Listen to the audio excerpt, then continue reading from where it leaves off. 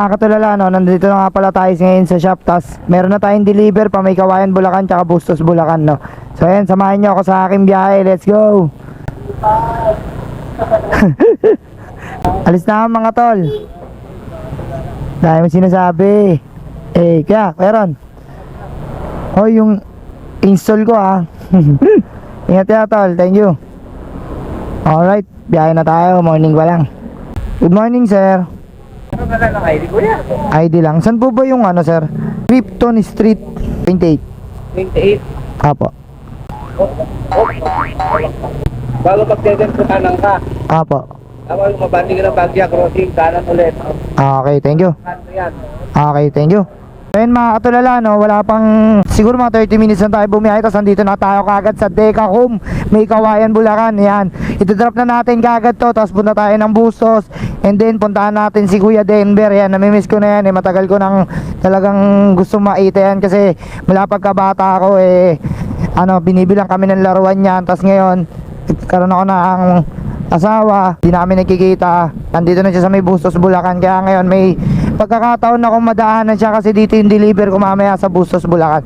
So ayan mga katulala, tara samahan nyo ako, let's go! Ano po kayo, ginagawang bahay? Wait lang. Ito yung may salamin po yung terrace niya. Walang tao ma'am Ipapaiwan ko na lang siguro sa tapat.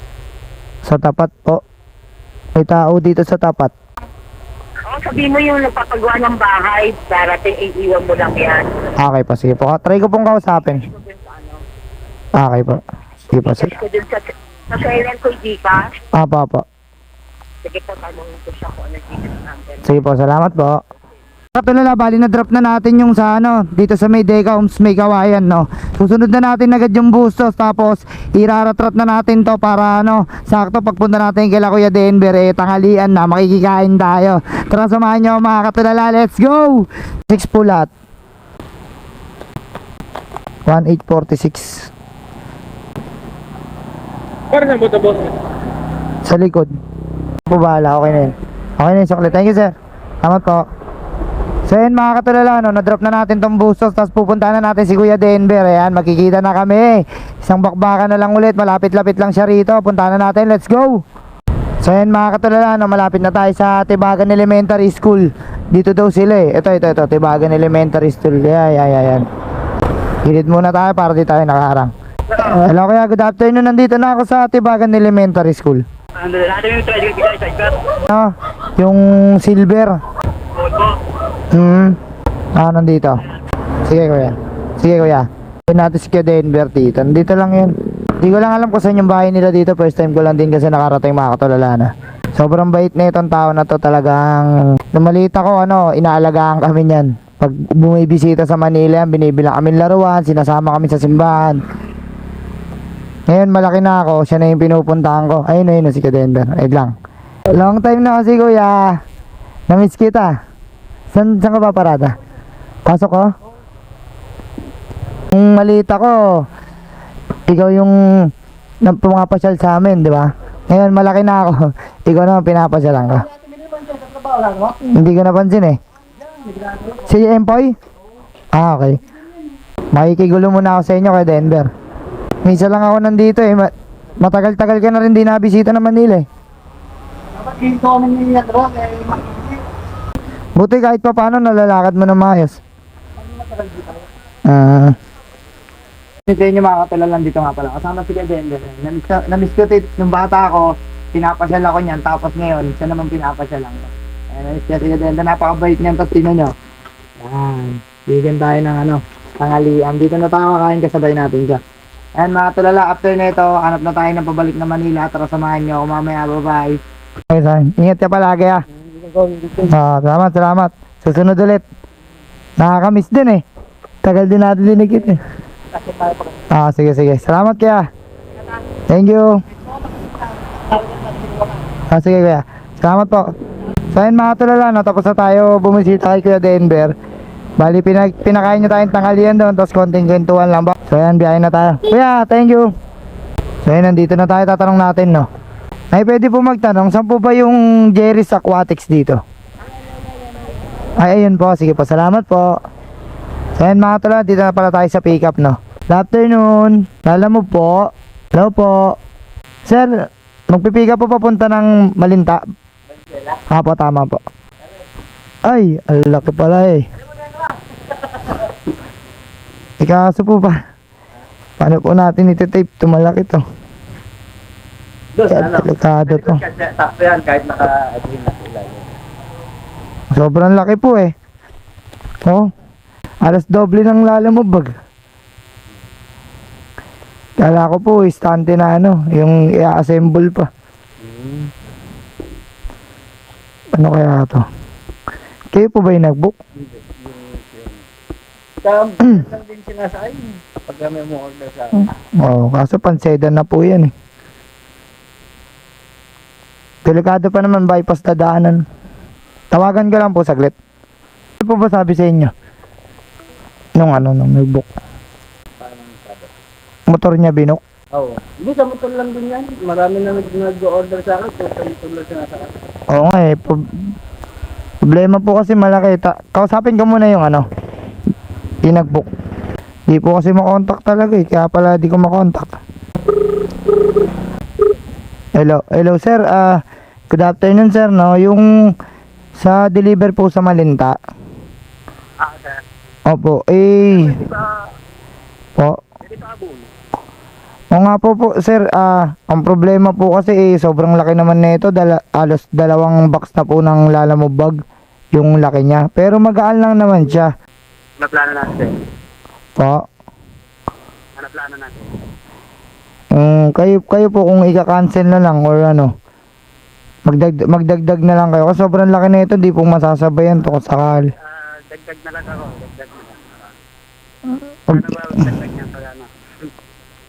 Bali sir, sige, Babayaran ko na. isarado na lang natin na 400 yung delivery fee. Sarado 400 na. Yung delivery fee. Magkano po ba to sir? 1,000. 1,000. Bali 1,400 po yung babayaran nyo sa akin kung sakali. Bali kasama yung yung dagdag, magkano na lahat? Yung ano po? Yung dagdag po, magkano po? Ayun po, 1,400. Bahala po kayo kung magdadagdag kayo. 1,400 po na babayaran ko. Bahala po kayo kung magdadagdag po kayo. Hindi pero, at na lang ako. Sige po. Baling ko na sir. Okay po. Sige po. Salamat po. Okay na sir, dadaling ko na lang. Para di na rin ako magantay ng kasabay. Di ko rin kasi masasabayan to eh. Kung sakali.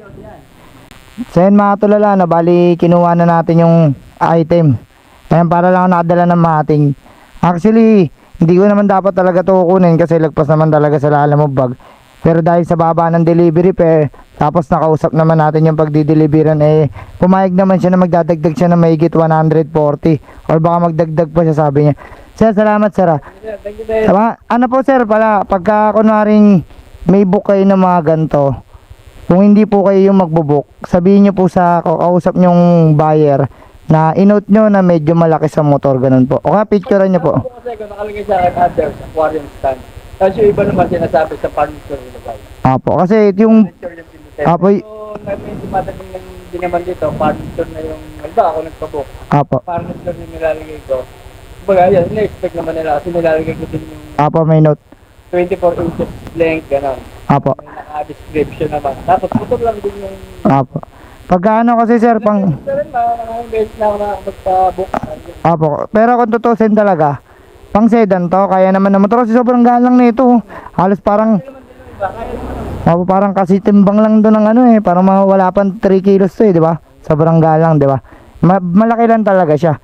Pero pag sa susunod na lang po, sabihin nyo sa sa mga magbo-book na customer nyo na inote, tulad po kasi nito, wala po kasing naka-note.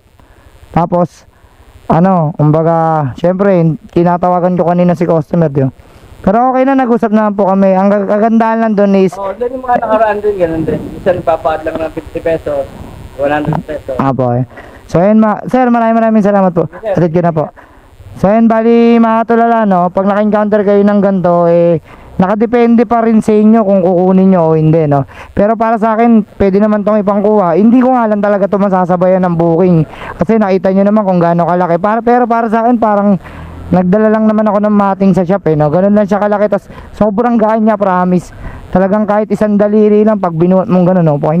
Makaangat mo siya. So ayun mga katulala, iatinan natin to sa Malinta. Samahan nyo ako, let's go. Ayun mga katulala, no, inform ko lang pala kayo, no, yung pagtanggap ng book na ganito is nakadepende pa rin yun sa inyo, no. Para sa akin kasi talagang kailangan ko na rin siyang kunin kasi bukod sa wala namang ganong book dito sa Bustos na pababa ng Manila, eh masyado ring mahina yung signal dito, no. Nakita nyo naman, di ba? Puro palayan na yung mga nasa gilid natin. Kaya kinuha ko na rin kaysa magtagal pa tayo. Baka abutin pa tayo ng dilim. Medyo delikado rin pagka inabot tayo ng dilim, 'di ba? Kaya tinanggap ko na tong booking sa mga katulad yung Lala Move rider diyan, 'di ba? Nakadepende pa rin po sa inyo yung pagtanggap ng booking. As long as alam nyo naman na kaya nyong bitbitin, eh dalhin nyo na, di ba? Tapos pakiusapan nyo na lang yung CS natin. Yung ibang CS naman eh sobrang babait niyan talaga. Tulad nito, 259 lang yung delivery fare. Tas kinontrata ko siya na sige gawin niyang 400. Hindi ko nasasabayan kasi hindi ko naman talaga total ito masasabayan na. No, pumayag naman siya. Tas ang sabi niya baka magdagdag pa siya. So ayan, kaya nirekta na natin to. So ayan, nandito na tayo sa Plaridel Bypass. Pabalik na tayo ng Malinta. So ayan, iatid na kagad natin to. Samahan nyo ako mga katulala. Let's go. Ito po ba? Red na gate. Compound ba? Ay, ito. Ayun. Sir. Ayun sir, oh, medyo malaki po kasi siya kaya nagpa-add talaga ako. Dalawang box siya ng Lala Move bag eh. Pero kayo po ba yung nag-book? Ay, ikaw. Sa susunod na lang, sir, i-sedan nyo na lang kasi pan-sedan talaga po ito eh. Opo, pag sakali mag-order po ulit kayo doon. Kaya lang ako, dinala ko na talaga kasi kinausap ko naman po kayo, diba? Sige, sir. 111. Okay na, sir. Thank you po. Thank you, sir. God bless, sir. Ayos, na-drop na natin. Sir, good afternoon sir. Sa Lala Move po ito, ano pong pipick uping item? Papunta ng Laloma? Ano po? Siya pa, okay po. Sige, papunta na po ako sir. Pantay na lang po. Salamat. So ayun mga katulala, bali nakakuha na tayo ng book, no? Dito lang din sa Valenzuela, malapit lang. Tapos pabalik na ng Laloma, no? Tara, punta na natin ito mga katulala. Let's go. Lala Move po. Papunta ng Laloma po. Ayun lang sir. Doon na po yung bayad. Okay po, sige po. Salamat po. So ayun mga katulala, no, bali na-pick up na pala natin yung item. Tapos dito na tayo dumaan sa service road. Kasi ito yung Valenzuela. Tapos ayan, Caloocan na yan. Bali tatawirin na lang natin yan para mabilis tayo makabalik ng Caloocan. Tsaka dahil boundary naman na tayo, after nito uwi na tayo mga katulala, no. Ayos, sobrang sulit ng biyahe natin ngayon, no. May kontrata tayo, dalawa, tapos nakakuha pa tayo ng Lala Move na may additional. Tsaka malaki rin yung pasasalamat ko sa CS kanina, no, kay kuya. Kasi yung ibang client talaga, pero hindi lahat yung ibang client lang na mga ganun yung pinapadeliver, hindi talaga nag-additional. Nakikipagmatigasan sa mga Lala Move rider, no. So yan, punta na natin ang mga tulala. Let's go. Ayos, nandito na tayo mga tulala, no. 273 270 niya po sa kanya. Kanya pala, ito na pala yan. Ma'am. Ito sir, ay pyesa. Naka-carbon, no. Carbon Lodi. Motor parts pala to. Ayos. Thank you. So yan mga tulala, dahil malapit na lang din naman tayo sa bahay namin, no. Hindi na tayo kukuha pa ng buko, uuwi na tayo. Medyo maaga pa. Kaka alas 4 pa lang, saktong alas 4. Maaga rin nakauwi, ayos.